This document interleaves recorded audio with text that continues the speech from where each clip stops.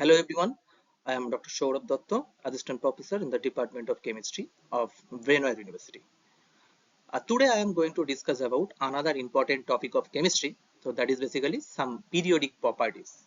So there are several periodic properties, and between those, the most important topics are atomic radius, ionization energy, electron affinity, and electronegativity.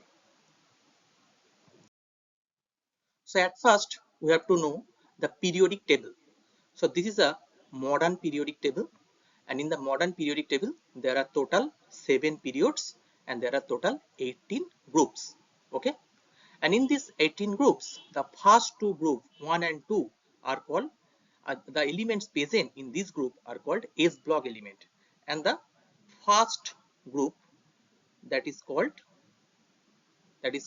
alkali. In this particular group the element that is present that is called alkali metals, and in this particular region the metals that is present that is called alkaline earth metals. Okay, and from 13 to 18 there are some elements that are called p block elements, and from 3 to 12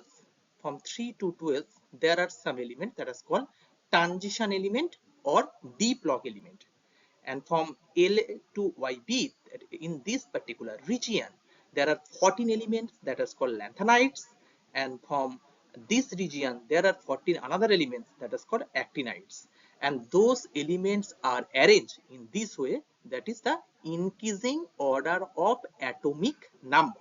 Okay, and in this 18 group there is a special position that is called noble gases are there, like helium, neon, argon, krypton, that is completely filled electronic configuration, and they are very much stable, and they are not reactive for the any type of chemical reaction. So first of all we have to know what is periodic properties. So periodic properties are nothing but the properties of element that change in a regular and repeating pattern when the elements are arranged in order of increasing atomic number in the periodic table. Like atomic radius, if I am talking about atomic radius in a periodic table, if I move across a period, that is left to right, then we can see the atomic radius decreases. Okay, it is for every period from period 1 to period 7. For all period similar observation is observed. Okay, and if I talking about the atomic radiation down the group, that is from top to bottom, then atomic radius increases. Why, I will discuss in detail. Then if I talking about ionization potential, this is from left to right increase, but top to bottom decrease. If I am talking about electronegativity, so this is left to right increase and top to bottom decrease. And similarly there are some another uh, periodic properties like covalent nature, metallic nature, ionic nature, oxidation nature, skinning of oxide, hydroxide. So there are several periodic properties, and between those periodic properties how they change across a period or down to group, that are shown in this figure, and between this we are interested about this atomic radius, ionization potential, electronegativity, and electron affinity. Those four parameters are one of the very important parameters. Okay, so first of all I want to discuss about atomic radius or atomic radius. Okay, so what is the atomic radius? It is the distance between the center of nucleus and the outermost shell containing electron of any atom. If the incident be like that, there is a nucleus, and if there is a particular orbit where electron lie, if electrons like a particle, then you can easily measure the distance, and distance will be the atomic radius. But actually this type of incident does not take place. Why? Because the electron density around the nucleus are just like a cloud, and it is a It is a this electron cloud. If you found the probability, okay, the probability of finding those electron density decrease from the nucleus gradually, and there is a no fixed ending point from which you can directly measure the distance from the nucleus. So you cannot, as there are no specific or fixed boundary or sharp boundary, you cannot measure atomic radius directly. Okay, so atomic radius you have to measure indirectly. For a particular species, for a particular fixed atom or only atom, you cannot directly measure the atomic radius. So how can we measure atomic radius? So there are basically three type of possibility, and from these three type of radius also can be arise. The first one is the covalent radius. What is covalent radius? So if two atoms that form covalent bond, that means there must be some overlapping region. There must be some overlapping region. Now, if I take the internucleus distance, that is the distance from one nucleus to distance from the another nucleus, that is called internucleus distance. And if I divide it by 2, this total is the internucleus distance, and if I divide it by 2, that will be the covalent radius. Here the definition is that it is the equal to the half of the distance between the nuclei of two covalently bonded atom of same element. Okay, if this is the same element, then we can say the internucleus distance, that is basically Ra plus Rb. So what is the covalent radius? Obviously Ra plus Rb divided by if it is the same, it is a homonuclear, that means radius is same. It is, if I talking about, it is a nucleus of A, it is a atom A, it is a atom B. Okay, then the covalent radius will be half of, it is also radius of A, it is also radius of A. Okay, so I can directly written half into internucleus distance, but it may be different, it may be different. So if those two atoms are dependent, as for example HCl molecule, so the radius of hydrogen and radius of Cl, obviously they are different, they are not same. In this case we just sum their radius divided by 2. Okay, that is the, now sorry, this is the radius, this is not internucleus distance. So this is the radius of A and this is the radius of B. If I sum them, just like this, this one. So if I find out the radius of A and radius of B, their summation, that is basically R of AB. Okay, so this is the covalent radius, half of internuclear distance for homonuclear molecule, and this is for heteronuclear diatomic molecule. The radius will be radius of A plus radius of B. Okay, next, what about van der Waals radius? You know that there, in case of van der Waals radius, there is no ionic bonding, no covalent bonding. There is only just van der Waals force of attraction. There is a weak force of attraction by which they are attracted. So obviously there will be no bond formation. So I am taking two molecule. There is a molecule 1 and there is a molecule 2, and they are attracted by van der Waals force. Then we take this distance, we take this internuclear distance and divided by 2, I can get the corresponding radius. So it is equal to the half of the distance between nuclei of two non-bonded atoms. That is important. You cannot take this distance between two non-bonded atoms. You have to take the distance and divided by 2, you can get the van der Waals radius. And the third one is the metallic radius. So for metallic crystal, there the atoms are very closely packed with each other, but there are also no covalent bond formation. They are only just closely packed with each other. So in this case, if you take the distance between two nucleus and divide by 2, you will get corresponding radius, and that is called metallic radius. So obviously in case of metallic radius, they are very closely spaced. So if I talking about what is the order of radius, so van der Waals radius is maximum, because in this case atoms are atoms are not very close to each other. Okay. In case of metallic radius, they are close to each other, but in case of covalent radius, there is some overlapping region. So that this radius is minimum, then metallic radius, and then van der Waals radius. So this is the order of radius. Okay. Now moving to the next portion, we have to know about the concept of shielding effect and effective nucleus charge. Nuclear charge. That's very, very important. So what is shielding effect?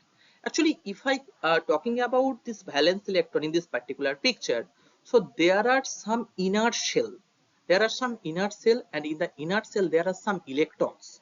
So actually this electron is attracted by the positive charge of the nucleus, or that's you can say nuclear charge. So, but actually this electron cannot experience actual nuclear charge, because between nucleus and this valence electron there are some another internal electrons in the inner orbitals. Okay, so these electrons actually shield the nucleus charge. So actual nucleus charge that is experienced by the valence electron, that will be Z minus S, and this is called Z effective nuclear charge, where Z is the atomic number and S is called skinning constant, and this phenomena is called shielding effect or skinning effect. So if you look at the definition, the net positive charge experienced by a valence electron after accounting for the shielding effect of inner electron. That means the valence shell actually how much amount of positive charge that is experienced by nucleus charge, that is basically experienced. That is called effective nucleus charge. Okay. Now, if I talking about trends of atomic radii, so if you move along a period left to right, what happened? Left to right, with increasing Z value from lithium to beryllium to boron to carbon to nitrogen to oxygen to fluorine to neon. So Z value increases from Z value 3 to Z value 10. So with increasing Z value, Z effective, that is nothing but Z effective equals to Z effective equals to Z minus S. So if Z increase, Z effective also increase. So with increasing Z effective, so the force of attraction of the nucleus towards the outer shell increase. That means size, stronger attraction so of the electron, so atomic radius decreases. That's why along the period atomic radius decrease. But if I talking about along a group, so down the group from lithium to sodium to potassium, so from down the group number of cells increase. So with increasing n value, you can say that addition of new cells are arise with increasing n value. So more shielding effects are there, and outer electrons are less attracted, because in this case with increasing number of cells, number of orbitals, number of orbitals all are increased.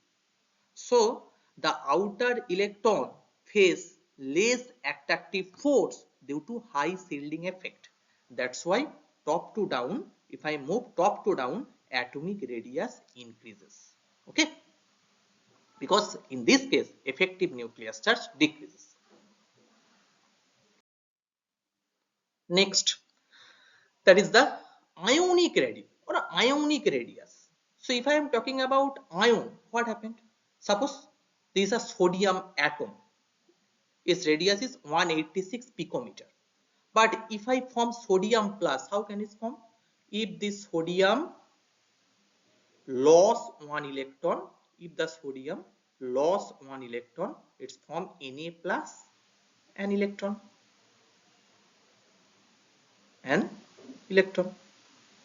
Okay.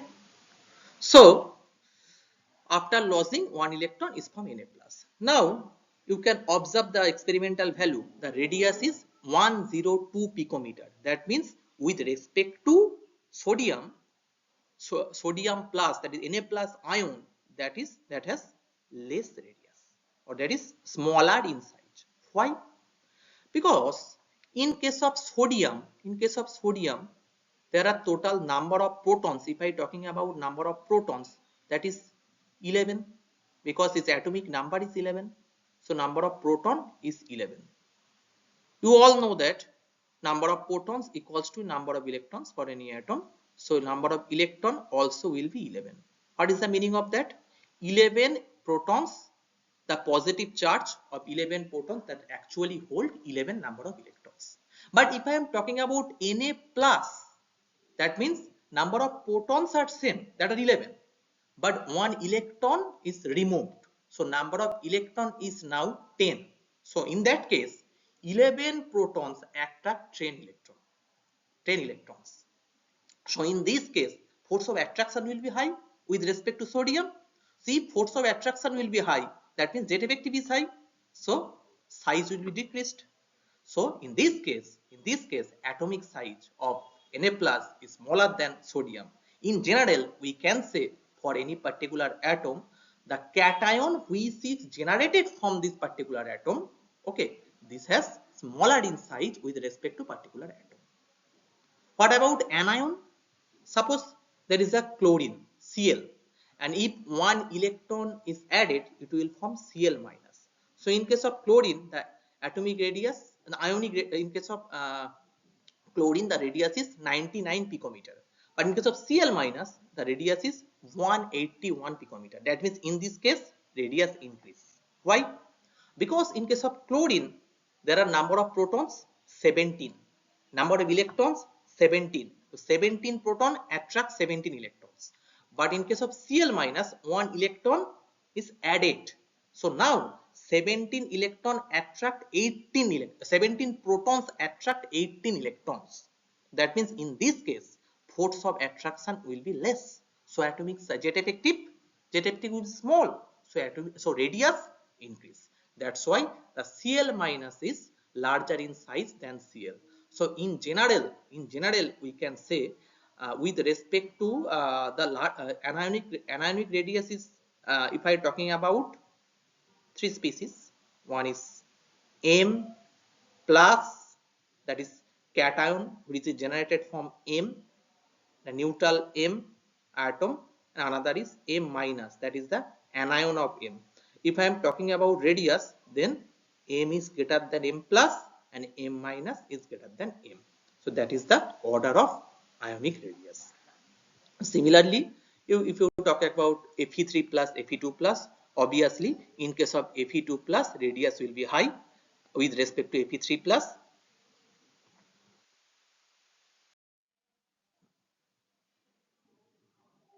Okay. Another part is also very important. The concept of isoelectronic species. What is isoelectronic species? Suppose those molecules are given to you, Mg2 plus, Na plus, F minus, O2 minus. You have to compare their ionic gradient. Okay. So what is isoelectronic species? So in this name, iso means same. Iso means same. So same number of electron species in the, but what is the different? Suppose I am talking about Mg2 plus. So if I talking about Mg, number of electrons, magnesium, atomic number 12, so number of electrons also 12. But if I am talking about Mg2 plus, so 2 electron is removed. So in that case, our number of electrons 10. What is the atomic number? 12. So number of proton remain constant. So in both the case, number of protons is 12. Okay. If I am talking about sodium, in case of sodium, number of protons 11, number of electrons 11, but if from Na plus, one electron is removed. So it is also contain 10 number of electron. F minus, normal fluorine, proton 9, electron 9. F minus means 1 electron is added. So electron 9 plus 1, that is 10. And O2 minus, Oxygen atomic number, that is the 8, so number of electrons also 8. Or when it is formed O2 minus, that means 2 electron is added, 2 electrons are added, so in that case 8 plus 2, that is 10. That means the species that are given here all contains 10 electrons. 10 electrons. But what are the different? Their atomic number. In case of Mg2 plus, atomic number 12. In case of O2 minus, atomic number 8. In case of Na plus, atomic number 11. And in case of F minus, atomic number 9. Because when an atom forms cation or anion, atomic number does not take place. Okay. So what is the meaning of that? Number of electrons same. Number of electrons same. So in the first case, that is case Mg2 plus, 12 proton attract 10 electron. In the case of O2 minus, 8 electron attract 10 electron. So it is very easy, in which case total number of protons are higher, then more force of attraction towards the same number of electrons. That means jet effective increase, and with increasing jet effective, radius decrease, ionic radius decrease. So that's why, as in case of Mg2 plus, jet is high, so jet effective is high, so radius is minimum. In case of Mg2 plus, obviously radius is maximum from O2 minus, because between those 4 values 8 is minimum. Clear? Next. The next point is ionization energy. Another important point. So what is ionization energy? Ionization energy is nothing but the minimum amount of energy required to remove valence electron from an isolated neutral gaseous atom in its ground state to produce a monovalent cation in its lowest energy state. What is the meaning of that? Suppose I have a atom, that is the M, that's present in the neutral ground state. Okay. Now, how much amount of energy needed to remove one electron from this M to form M plus, that is the cation? So this amount of energy is called ionization energy. Okay. Now, if I am talking about trend, what happened? So first one is the along the period, and second one is the along the group. Okay. So along the period, from left to right, ionization energy gradually increase. Why? This is also very important. From left to right, I have already told you, from left to right, number of cells same, just atomic number increase, that is Z increase. So with increasing Z effective, that is the effective nuclear charge increase. So size decrease. So that means the valence shell electron are very much close towards the nucleus, or more tightly bound towards the nucleus. So to remove this electron from the valence shell, much amount of energy is needed. That means ionization energy increase. So that's why you can say that on moving from left to right across a period, ionization energy increases. The pictorial representation is here, ionization energy versus across the period, how they are changes. Okay, so lithium to beryllium to boron to carbon. There is a interesting thing you can observe here, that is the if this incident take place from left to right, ionization energy increase. But in this case, boron is right to beryllium, in spite of the value of beryllium is higher than boron.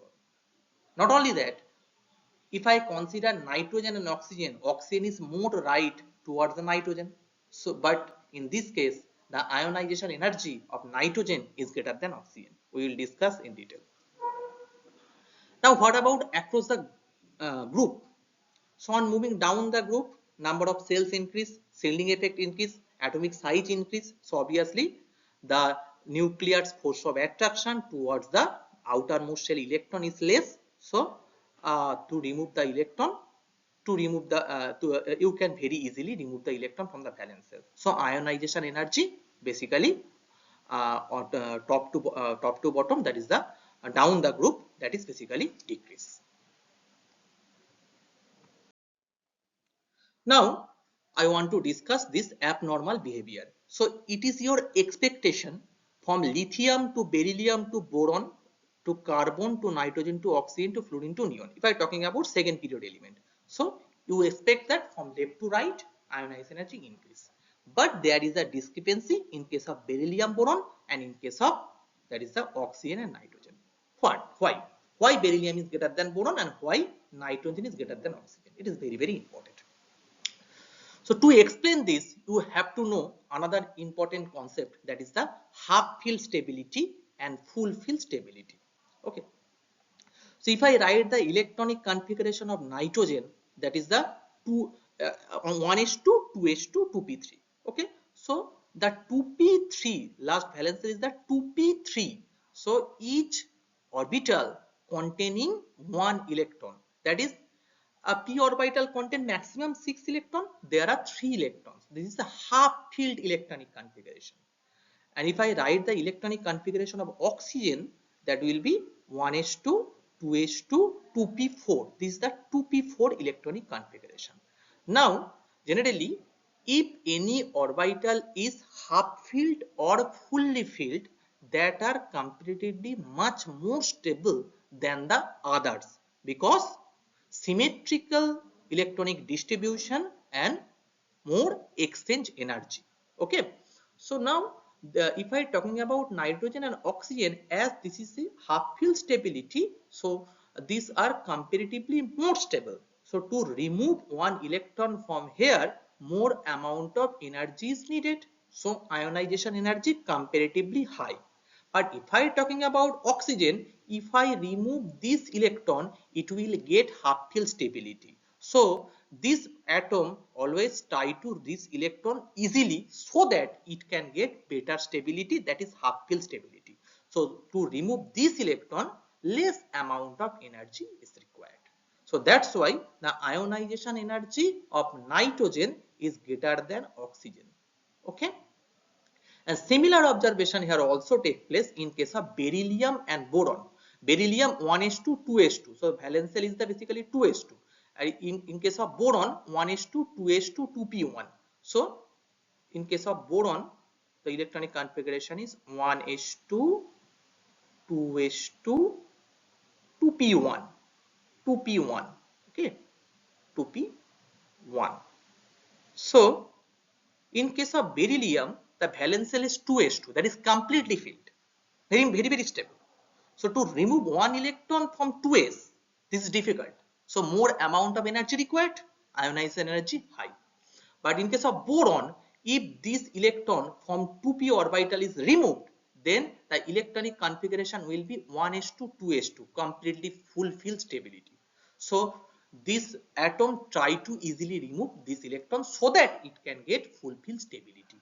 Okay, so that's why in that case ionization energy also will be low with respect to this value. So beryllium has higher ionization energy than boron, and here nitrogen has higher ionization energy than oxygen, in spite of this particular atom present in the right side with respect to the other.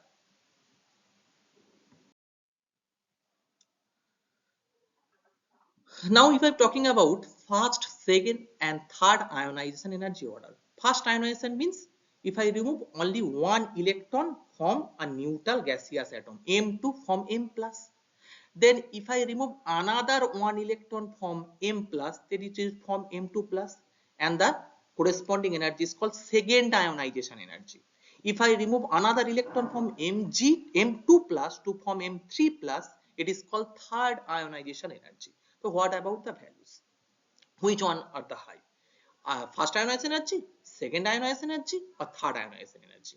Okay, here some experimental values are given here. So you can observe that with respect to first, second value is high, with respect to second, third value is high. Why this type of observation take place? There are very simple explanation. In case of Mg, number of protons and number of electrons are same. Same number of proton attracts same number of electrons. But when it's form M plus, that means one electron is less. Okay. So you can say, just for example, in case of M, there are X number of proton. So X number of proton attract X number of electron.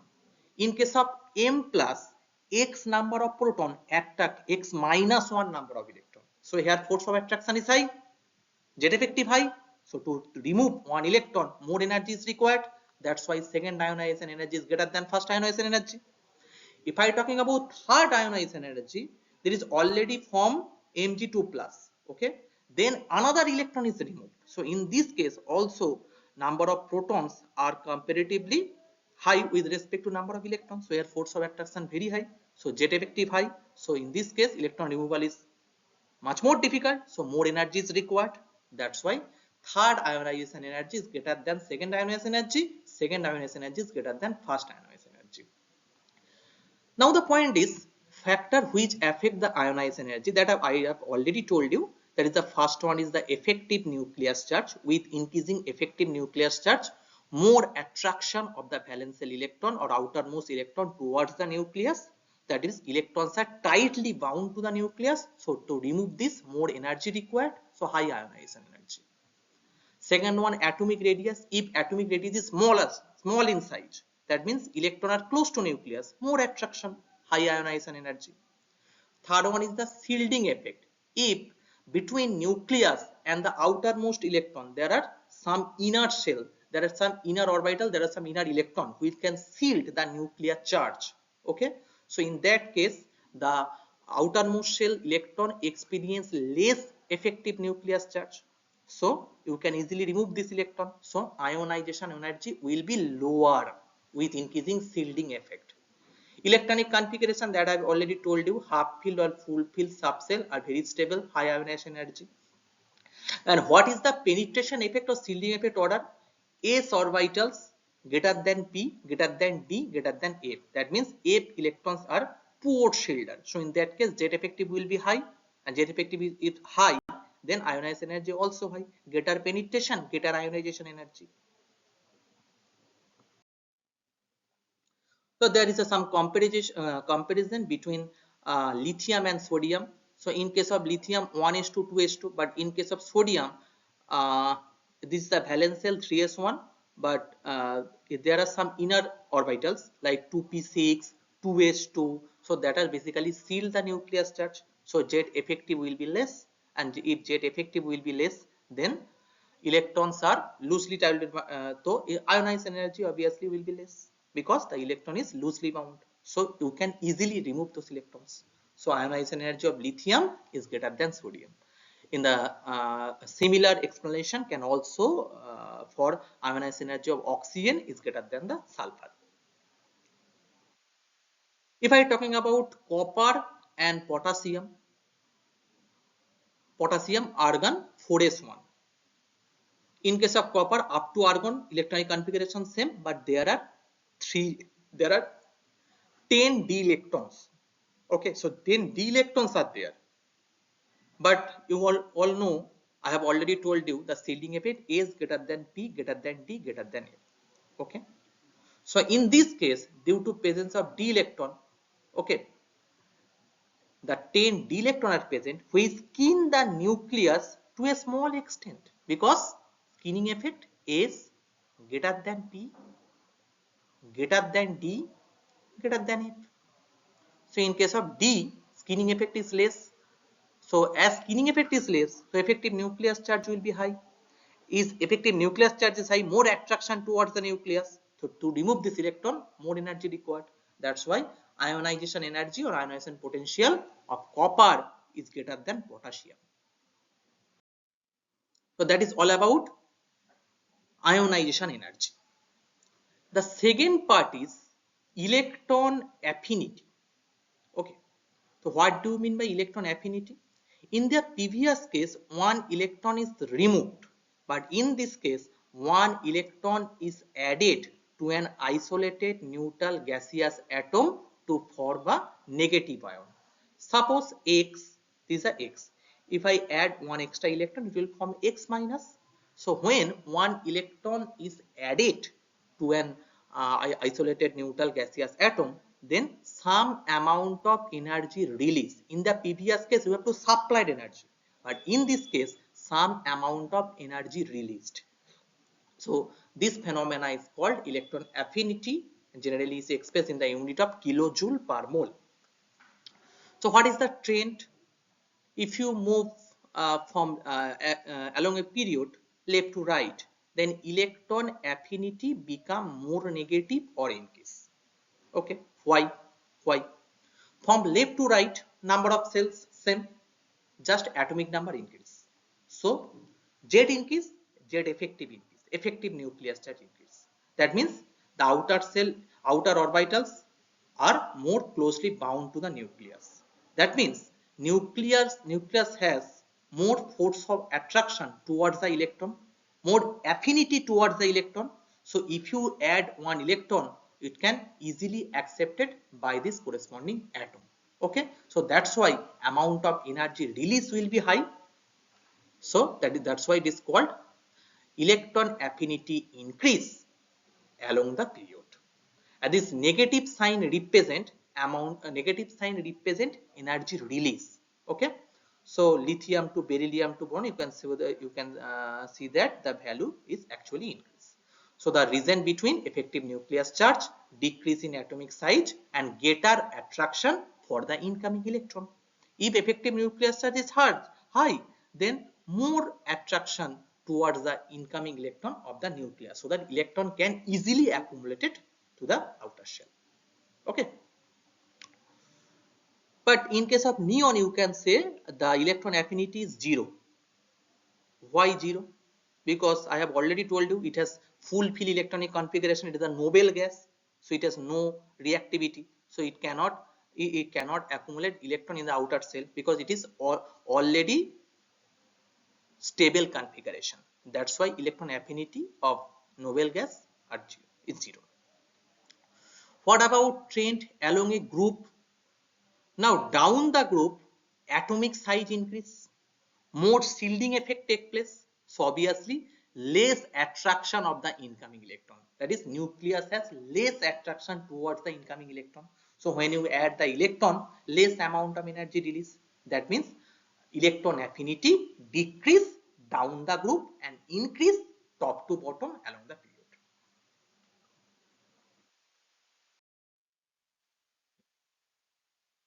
Another important question that actually asked from electron affinity, that is, I have already told you down the group electron affinity. What happened down the group electron affinity?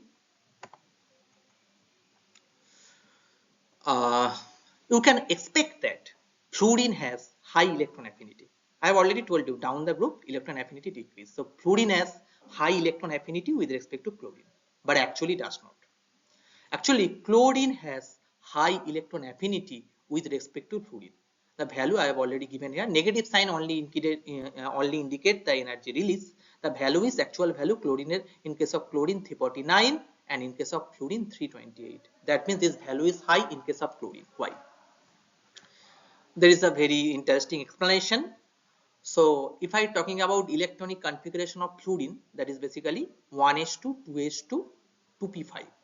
And if I am talking about chlorine, 1s2, 2s2, 2p6, 3s2, 3p5. So here the basically the valence cell, that is the, in this case, fluorine, in case of fluorine 2p, in case of chlorine that is the 3p.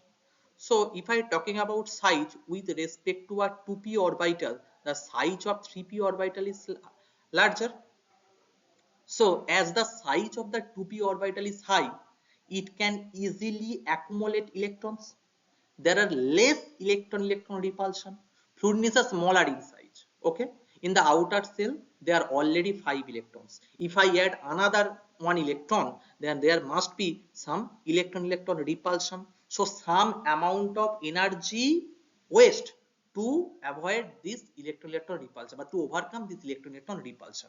So the amount of energy released, this amount will be comparatively less, because some amount of energy is used to decrease the electron repulsion. But in case of chlorine, as the size of the 3p is high, so if there are 5 electrons, now if you add 1 electron, then there are less electron repulsion. Electrons can easily accumulate in the large size of the p orbitals. So the amount of energy release will be high.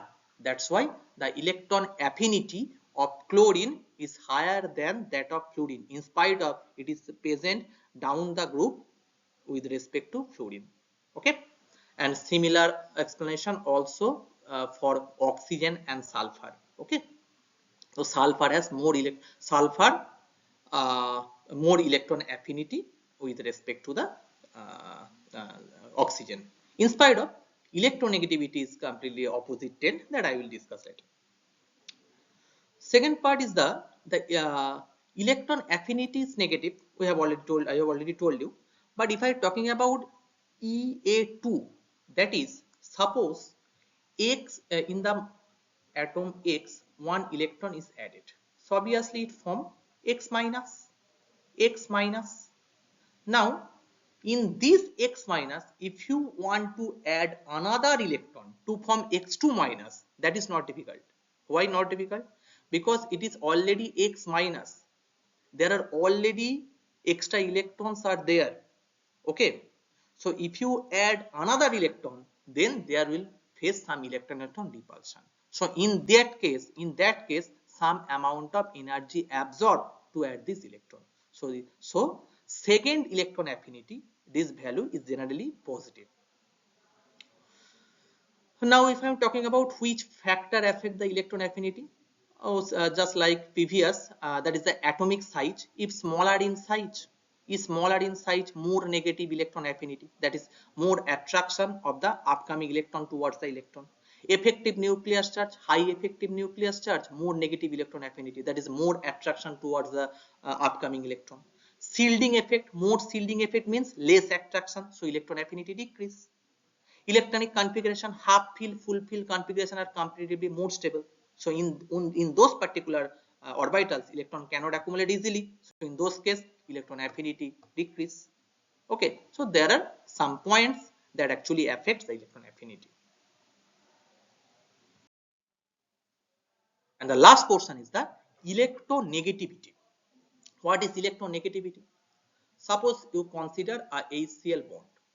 Okay, covalent bond like HCl. Okay, so how this bond is formed? H has an electron and chlorine.